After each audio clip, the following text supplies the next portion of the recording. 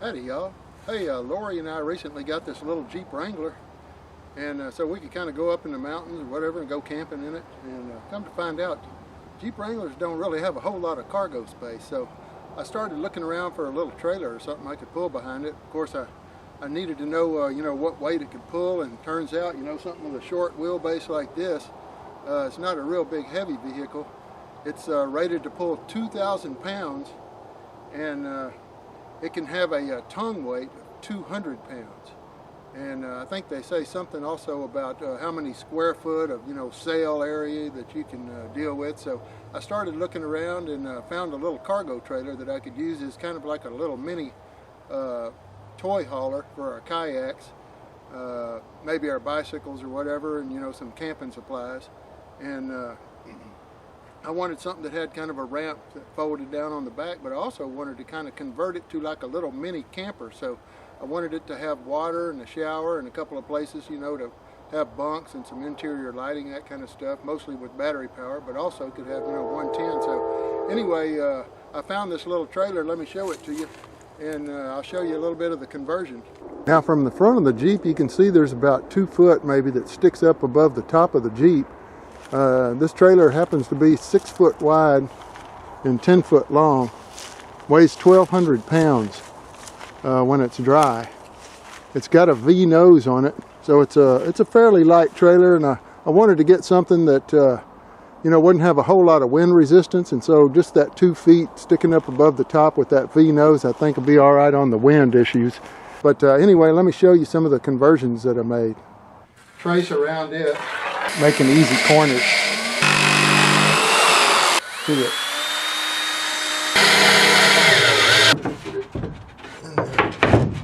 Kind of a snow.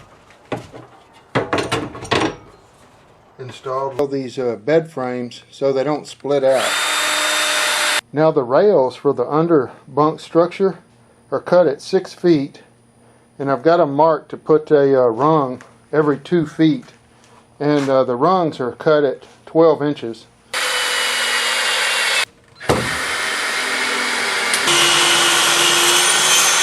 This will allow it to fold up against the wall.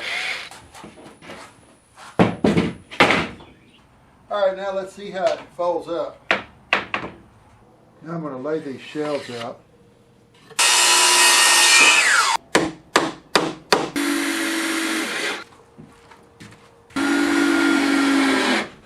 It's got 3 different settings, I think.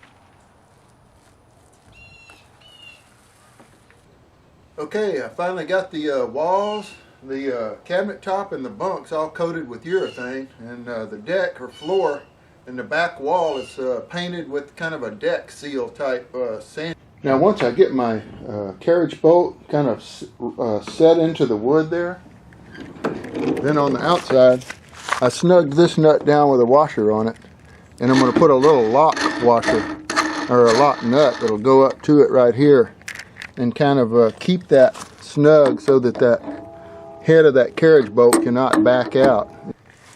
Alright, there it is locked. I don't know how well you'll be able to make out what's going on there, but that lock is through the eye bolt and then through each end of the chain. That looks about right.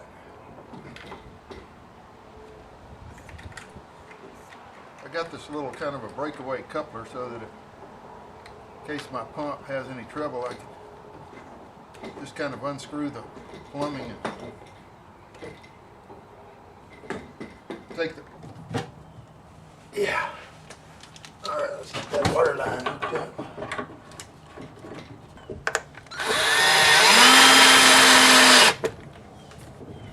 That ought to hold it.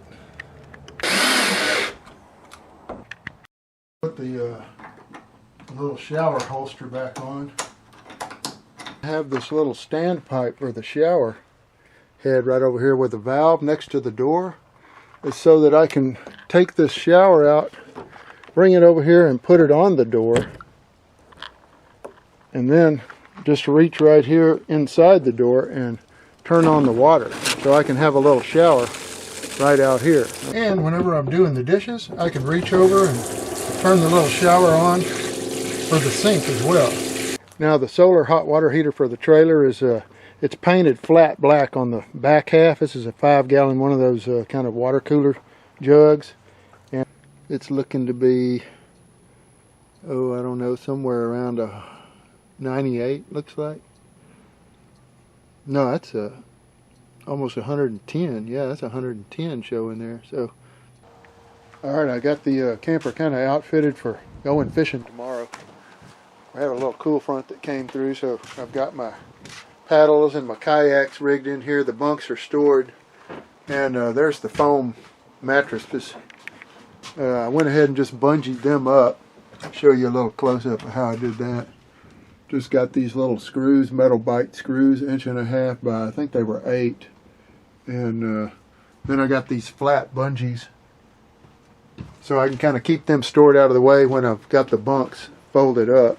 Now additionally, whenever I'm actually on the road, I'll take that battery and disconnect it, move it to the rear of the trailer, and then make sure that these water jugs are empty so they don't add anything to the tongue weight. Hitch is set at the same height of what the ball would be on the Wrangler. Now all the weight's on it. It's coming in at 195.8 pounds, so I'm below.